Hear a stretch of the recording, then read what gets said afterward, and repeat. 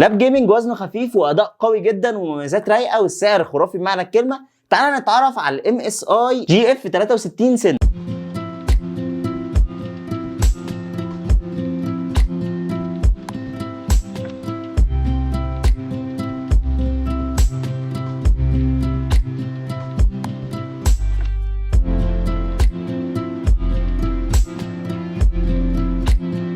نبدأ بالتصميم. واللاب وزنه كيلو 800 جرام، وان تلاقي لاب جيمنج وزنه خفيف كده فدي حاجة قوية جدا بمعنى الكلمة، مع تصميم بسيط ولكنه شيك وفينش ألمونيوم كده في اللاب بيدي لمسة جمالية وشكل حلو. طبعا لوجو ام اس اي التنين ده، والكيبورد كمان بيجيبها لك بنفس هوية ام اس اي، انه يكون لونها احمر كده، فاللي هي الباك لايت اللي ورا الزراير يبقى لونه احمر كده فيتناسب مع هويه شركه ام اس اي. وبالنسبه للتهويه فهتلاقي في ظهر موبايل مكانها كبير جدا كده ومناسبه عشان اللاب ما يسخنش، لان طبعا لابات الجيمنج بيبقى عليها اداء تقيل في المعتاد. ولكن في تريكات في مروحه اللاب ده من الاعدادات جوه بتفعلها بتخلي اللاب في حته ثانيه بمعنى الكلمه، عمره ما يسخن ابدا. هوريها لك في نص الفيديو، تابع معايا. وبالنسبه للمداخل والمخارج في اللاب، فاللاب بيجي بمدخل يو اس بي تايب سي طبعا، وبيجي ب3 مداخل يو اس بي عاديين، وبعد كده بيجي مدخل المايك طبعا والميكروفون، ومدخل وصله النت الارضي، واهم مدخل معانا بقى هو مدخل الاتش دي ام اي بتاع الكابل بتاع الشاشه لو انت عاوز توصل اللابتوب بالشاشه.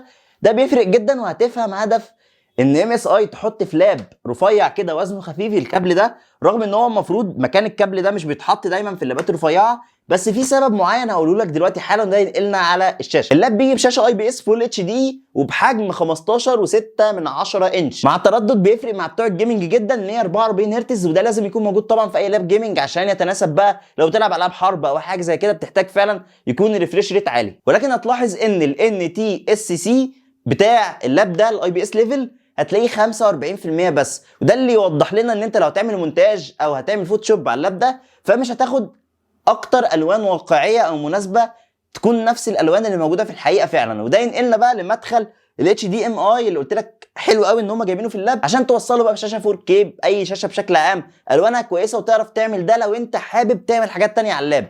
فهو لاب جيمنج ولكن ينفع كمان لاب مونتاج وينفع لاب كل حاجه. هم منسقين الموضوع ده وفاهمين هم مقدمين ايه عشان مين، فهم مقدمين اللاب ده لكذا حد وكذا كاتيجوري، هنتكلم في اخر الفيديو عن الموضوع ده. ولكن بعد كل اللي قلناه ده فاحنا بنوسع دايره اللاب لمستخدمين اكتر، ولكن بالنسبه للاساس بتاعه اللي هو الجيمنج مش هتواجه اي مشكله حرفيا في اللاب مع الشاشه دي. انا بس حبيت اوضح لك اوبشن زياده عشان لو انت بتفكر تجيب لاب جيمنج ومونتاج في نفس الوقت. والنسخه اللي معانا من اللاب هي 10 يو دي بروسيسور انتل كور اي 7 الجيل العاشر، مع معالج رسومي نيفيديا ار تي اكس 3050 تي اي. والمعالج ده طبعا اكيد قوي جدا بمعنى الكلمه ويقدم معاك اداء خرافي، وسلسله اصلا الثلاثينات دي كلنا بنحبها بشكل عام من نيفيديا. وطبعا الرامات 16 جيجا ولكن دي دي ار 4، والمعالج الرسومي راماته 4 جيجا رام دي دي ار 6. وبالنسبه لمساحه التخزين في اللاب ده فطبعا بيجي باس اس دي 256 عشان تحط عليه النسخه بقى والبرامج والالعاب اللي انت عاوزها، وهارد 1 تيرا اتش دي دي عشان تخزن عليه كل البيانات اللي انت محتاجها. واللاب بيجي معاه نسخه ويندوز 10 اصليه، ودي حاجه كويسه. انا لسه شاري لاب شخصيا ليا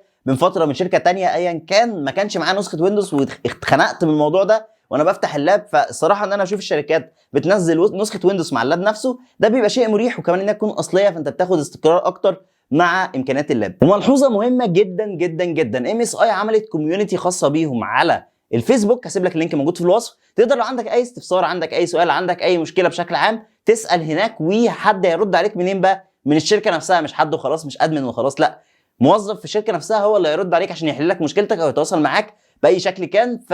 الموضوع ده جامد جدا، اللينك موجود في الوصف. وفي حاجه ثانيه عاوز اقولها لك، هو ان اللاب ده معاه ضمان سنه، وفي لابات كمان من ام اس اي ومنتجات ثانيه بيبقى معاها ضمان سنتين بمعنى الكلمه. طيب ليه؟ الضمان بيفرق جدا معاك لو في اي مشكله ان خلال فتره الضمان تحلها بكل سهوله، بالذات في اللابات الموضوع الصيانه بتاعتها بتبقى غاليه. وكمان بتسمع عن يوتيوبرز كتير، ولسه كان في مشكله من قريب مع حد مننا، مشاكل اللابات لو انت معكش ضمان فعلا بتتشحور. ففي خلال السنه الضمان تقدر تروح لام اس اي وتحل مشكلتك ويهندلوا لك المشكله ايا كانت ايه هي بكل بساطه، عكس لو بتشتري لاب تاني ما معهوش ضمان رسمي هنا او تقدر تعمل له صيانه هنا بتبقى مشكله كبيره. فخدها نصيحه مني من دلوقتي، ما تشتريش لاب في مصر الا لو في ضمان، عشان ده هيفرق معاك جدا قدام. نيجي بقى للحركه الرايقه اللي بقول لك عليها في نص الفيديو، هي فكره الكولر بوست، او اللي هو ايه، ان انت تعمل يعني اللاب رايق ايا كان.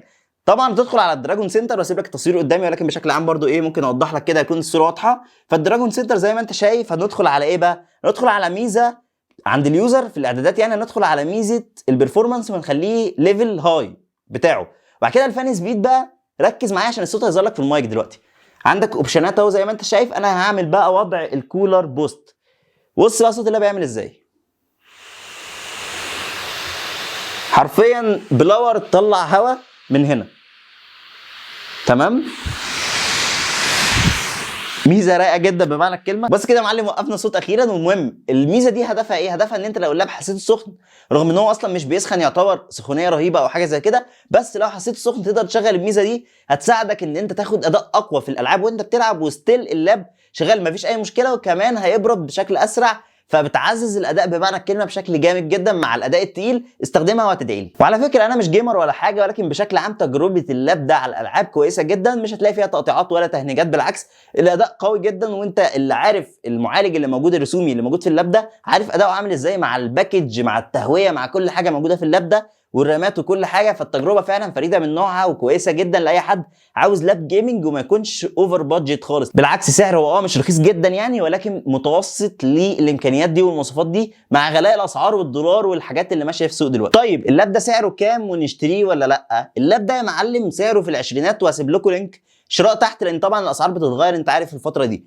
ولكن بشكل عام هو في العشرينات ومناسب جدا لامكانياته وسعره. لو انت محتاج لاب جيمنج فاعتقد التجربه دي كويسه ومحترمه جدا، وكمان ان تكون الشركه ليها ضمان زي ما قلت لك في مصر، ويكون مضمونه وما فيهاش اي مشكله، وام اس اي اسم كبير مش قليل، وفعلا تصنيعه وحاجته نظيفه جدا. فلو عاوز تشتري اللاب ده هتلاقي اللينك زي ما قلت لك موجود في الوصف. وبس كده، دي كانت كل حاجه. يا رب الفيديو يكون عجبكم. ولو عاوز ريفيوهات للابات كتيره، لان في لاب تاني برضو ان شاء الله الفتره الجايه اعمل له ريفيو، اكتب لي في الكومنتات تحت اجيب لك لاب ايه عشان اعمل له ريفيو، لان الفتره الجايه هنزود من ريفيوز بتاعه اللابات ان شاء الله على القناه هنا. ولو انت لسه مش مشترك في القناه اشترك حالا، وطبعا تابعني على انستجرام وعلى تيك توك وعلى سناب شات وعلى كل حاجه بقينا نعمل عليها الحمد لله. هتلاقي اللينكات موجوده في الوصف. وبس كده، اشوفكم في فيديو جديد باذن الله قريب. سلام.